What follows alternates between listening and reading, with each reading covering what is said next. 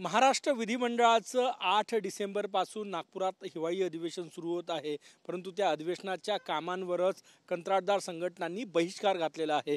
माझ्यासोबत नागपूर कॉन्ट्रॅक्टर असोसिएशनचे अध्यक्ष सरोदेजी आहे।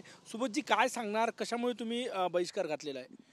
बहिष्कार घातल्याचं मागचं कारण आहे की मागच्या 2 वर्षीचे हिवाळी अधिवेशनाचे पेमेंट कॉन्ट्रॅक्टरला मिळालेले नाही आहेत आणि आम्ही पेमेंट मिळण्याकरिता पूर्ण वर्षभर आम्ही प्रयत्न केलेले आहे, धरणे आंदोलन दिलेले आहे, निवेदन दिलेलं आहे आणि आम्हाला सेक्रेटरीपासून CM पर्यंत त्यांनी सांगितलं होतं की बा काही ना काही आम्ही तुम्हाला लहान कॉन्ट्रॅक्टरला पैसे देऊ, परंतु लहान कॉन्ट्रॅक्टरला जे मेंटेनन्सचे कामं करतात त्यांना एकही रुपया मे पासून मिळालेले नाही आहे आणि दिवाळी आमची पूर्ण अशीच कोरी गेलेली आहे।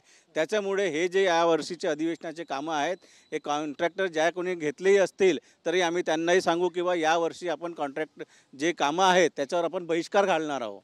काय काय कामं रखडणार आहे जर तुम्ही बहिष्कार घातला? तर मंत्र्यांच्या बंगल्यापासून विधिमंडळातली सगळीकडे कामं सुरू करणार आहेत, सुरू होणार आहेत असं यांचं हे आहे। परंतु विधान भवन, रवी भवन, आमदार निवास, देवगिरी इथे जे काही रूफचे कामं सुरू आहेत सर्व अर्धवट राहतील आणि याची दखल शासनाने घेतली पाहिजे।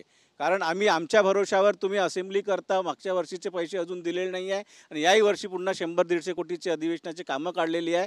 आधी आम्हाला पैसे द्या, हीच आमची मागणी आहे। मंत्र्यांच्या बंगल्याचं डागडुजी होणार नाही, विधान जिथे सभागृह होतं तिथलंही कामकाज होणार नाही, कुठलंही काम होणार नाही आणि ज्यांनी कोणी घेतलं असेल ते स्वयंपूर्तीने आमच्याकडे सर्व कॉन्ट्रॅक्टर्स आज आले होते, आमची मीटिंग पण झाली आणि सर्व कॉन्ट्रॅक्टर्स एक बहिष्कार टाकण्यास तयार आहेत। कारण पैसेच जर मिळत नसतील तर काम करून काही फायदा नाही।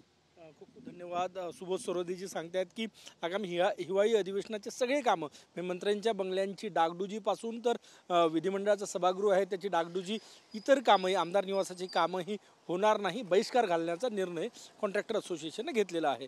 कॅमेरामॅन साईसह गजानन उमाटे, TV9 मराठी, नागपूर।